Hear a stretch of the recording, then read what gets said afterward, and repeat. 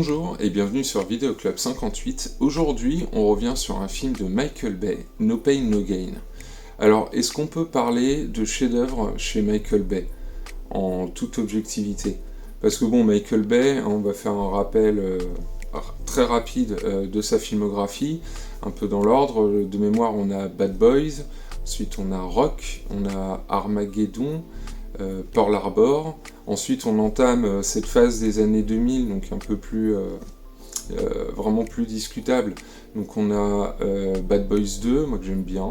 On a The Island, donc une sorte de copie de THX 1138, coproduite par DreamWorks et Spielberg.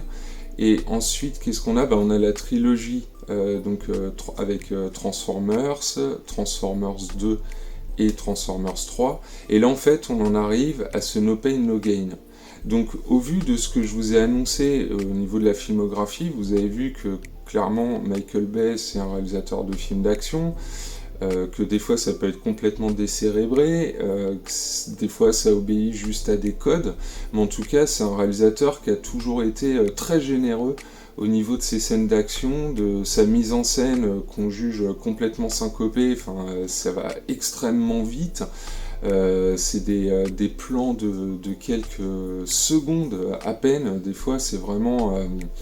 Voilà, c'est une manière de filmer qui est très particulière, et mine de rien, quand Michael Bay est arrivé un peu dans le monde du cinéma d'action, il a mis une grosse claque à tous ceux qui étaient là depuis un moment, que ce soit au niveau formel, je parle bien, que ce soit des Tony Scott justement, je vais dire Tony Scott en particulier, parce que Tony Scott c'était vraiment le chouchou de l'équipe de producteurs Don Simpson, Jerry Bruckheimer, et justement quand arrive Michael Bay, on voit bien que c'est plus Michael Bay qui va être utilisé par ces deux producteurs pour mettre en scène leurs produits qui pensent les plus juteux en fait. Donc on a vraiment un passage de relais justement de cette ancienne génération de réalisateurs de films d'action qu'on a pu connaître dans les années 80-90, avec des John McTiernan, Renny Harlin, Stephen Hopkins et consorts, justement avec l'arrivée d'un réalisateur de la trempe d'un Michael Bay, qui a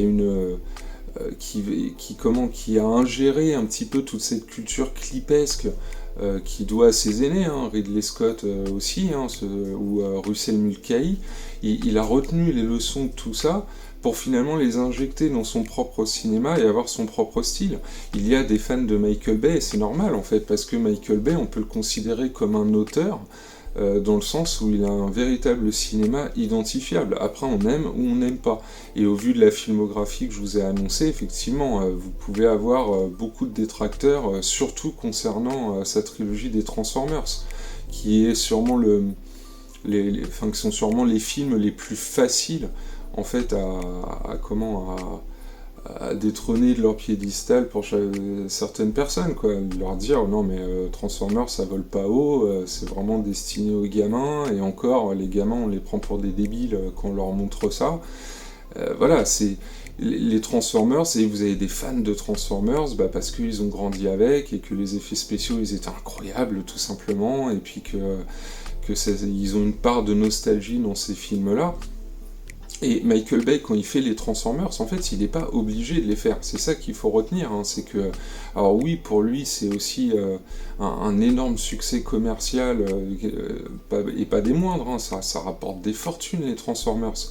Et justement, à la suite de cette trilogie Transformers, où moi je commençais à me désintéresser, j'ai jamais été fan de lui, j'étais pas fan de Michael Bay, mais j'aimais bien ses films, et j'avais surtout beaucoup de plaisir à regarder les anciens, comme Rock ou Armageddon, ou même les deux Bad Boys. J'aimais beaucoup ces films-là. Même Pearl Harbor, qui était une tentative un peu ratée de surfer sur la vague de Titanic, à part des effets clipesques, datés, surtout concernant l'histoire d'amour, la manière dont elle est mise en scène, c'est pas du tout avec la même classe et avec la même subtilité qu'un James Cameron, c'est ce qu'on reproche principalement à Pearl Harbor. Mais les scènes d'action de Pearl Harbor, elles sont quand même très très bonnes. On peut pas ne pas dire que Michael Bay n'est pas un bon technicien, ou qu'il n'a pas une bonne vision de l'action, de la lisibilité de l'action en général. Donc en fait, finalement, quand il termine cette trilogie Transformers, il se lance dans un projet beaucoup plus personnel, qui est donc ce No Pain No Gain que je voulais aborder aujourd'hui. Et No Pain No Gain, en fait, est-ce que c'est un chef-d'œuvre ? Bah moi je dirais pas loin.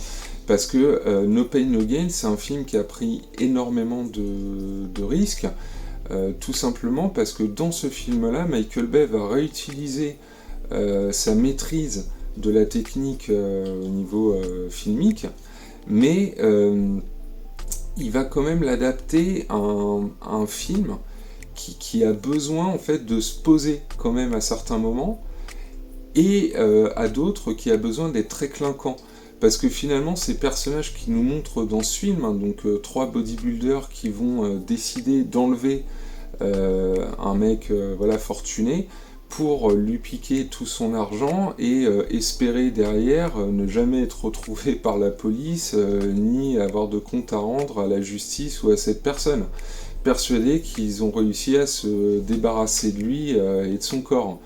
Alors qu'en fait, tout le film nous démontre, donc c'est une histoire vraie en plus, enfin, c'est adapté d'une histoire vraie, ce qui est complètement dingue quand on regarde le film, hein, même s'il y a des choses qui ont quand même été adaptées pour le film, mais globalement c'est ce qui s'est passé, et on a aussi des rappels dans le film à certaines scènes, tellement on trouve ça what the fuck en fait, genre c'est pas possible que ce soit passé comme ça, et si on a des rappels à l'écran qui me disent ceci est bel et bien arrivé, etc. Donc il y a aussi un gros ton d'humour dans son film qu'il y avait dans les autres, mais je trouve que là est bien employé, en fait, parce que les 3 personnages qu'on suit sont complètement débiles, et on se demande même comment ils ont réussi à mener leur plan à peu près à bien, et il y a beaucoup de séquences dans le film qui sont extrêmement drôles, parce que ils partent dans des plans pas possibles pour essayer de réussir ce kidnapping, et en fait tout foire à chaque fois, et le pire c'est que ça n'a pas vraiment d'incidence, en fait, ils peuvent retenter leur coup après, et je trouve que Mark Wahlberg et The Rock sont exceptionnels dans ce film. S'il y a des amateurs voilà, de Dwayne Johnson, des Fast and Furious, etc., et que vous n'avez jamais vu No Pain No Gain, vous allez vraiment redécouvrir votre acteur dans ce film-là, quoi. Et Mark Wahlberg, en fait, Mark Wahlberg, j'ai toujours trouvé que c'était un bon acteur. C'est un mec qui était arrivé à peu près à l'époque de DiCaprio, qui lui s'était engagé justement sur un autre type de film que DiCaprio, un peu moins autorisant, et je trouve que là en fait ça lui va très très bien ce rôle, quoi, mi-débile, mi-chef de bande, qui essaye de mener le plan à bien, enfin voilà, non, je l'ai vraiment trouvé excellent, en fait tout le casting je l'ai trouvé excellent dans ce film. Vous avez aussi l'acteur, donc le kidnappé, qu'on avait, j'ai oublié son nom, mais qui était déjà apparu dans Men in Black, et puis qui est très connu pour sa série Monk, que je ne connais pas, mais je la connais de notoriété, et puis que je sais que c'est le rôle marquant du coup de cet acteur pour beaucoup de monde. Mais il y a Ed Harris aussi dans le film, et qui joue un détective privé aussi en deuxième partie de film.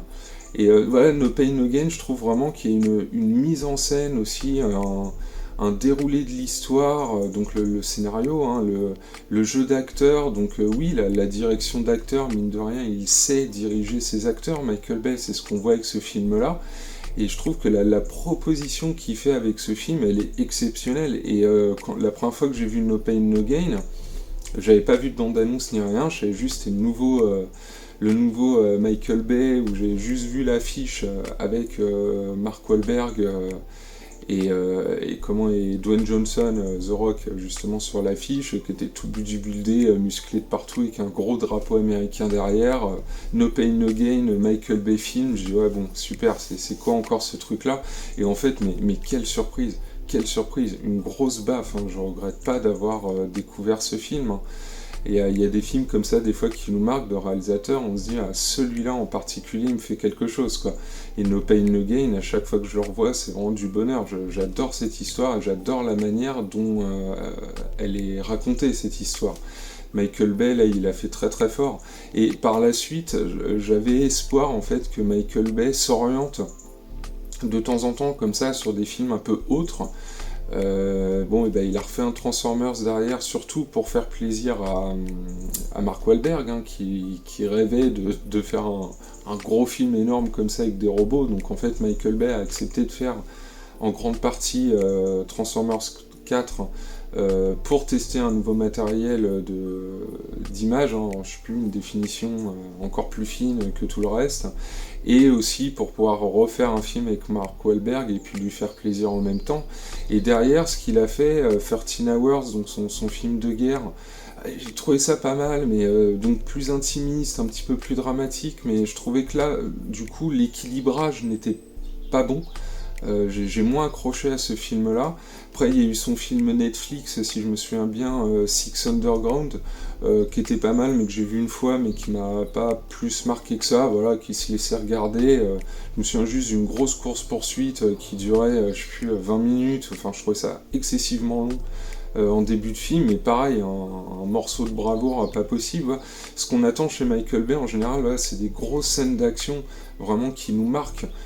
Comme à l'époque d'Armageddon, de Rock, et en fait, No Pain No Gain, il est dépourvu de ces scènes d'action. Vous ne retrouverez pas de scènes d'action à la Michael Bay dans No Pain No Gain. Par contre, vous retrouverez sa manière très esthétisante en fait de filmer les choses, hein, les ralentis, les contre-plongées, les travelling circulaires, tout ça vous allez retrouver. Vous allez retrouver son style. Vous allez retrouver un peu le style vulgose aussi que vous avez pu voir dans les Transformers, hein, ça y est. Mais je trouve que c'est vulgaire, mais ça colle en fait à l'ambiance et à la manière d'être et de penser de ces personnages.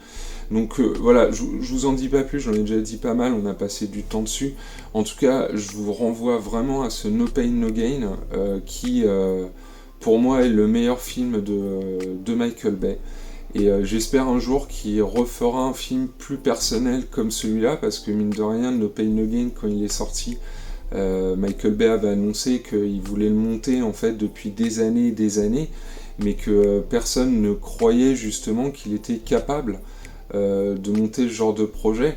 En manque de peau, No Pain No Gain n'a pas été non plus un succès, ce qui n'a pas incité les studios à lui confier peut-être des films un peu plus intimistes. Enfin, on se comprend en tout cas des films où ça pète pas dans tous les sens, quoi.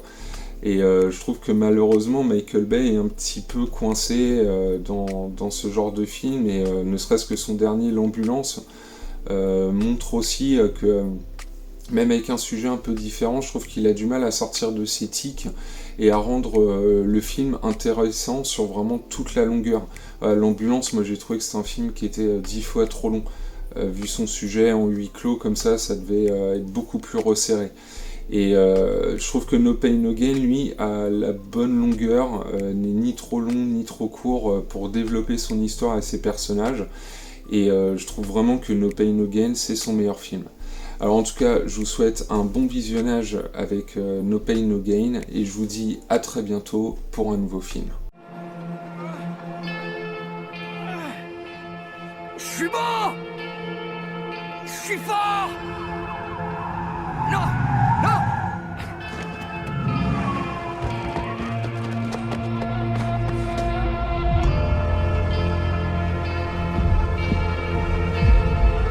Je m'appelle Daniel Lugo. Je veux rendre le monde meilleur.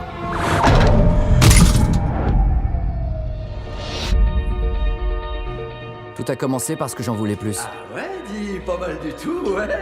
Sinon, j'étais parti pour 40 ans à bosser en survette. J'avais un plan pour changer tout ça. Où t'étais, en cabane? État de New York. T'as des pistes pour du boulot? Tu peux pas enlever un mec et le dépouiller comme ça, c'est carrément illégal. Si, on peut. Victor Kershaw est un con, une espèce d'escroc qui mérite des emmerdes. Si on te suit, on fera de mal à personne, hein. Non, t'inquiète, on le chope, il est là-bas. On l'embarque pour qu'il nous signe quelques trucs. Je te remercie. On lui fait prendre un mix de protéines, il sait même pas ce qui s'est passé. Écoute, j'ai maté un tas de films, Paul, je sais ce que je fais. Ces types ont réussi à faire main basse sur tous vos biens. Et ils en profitent. Et il se passe quoi maintenant? Maintenant, je me mets au boulot. T'as pas fait de bêtises? Peut-être un peu, si. Je le crois pas.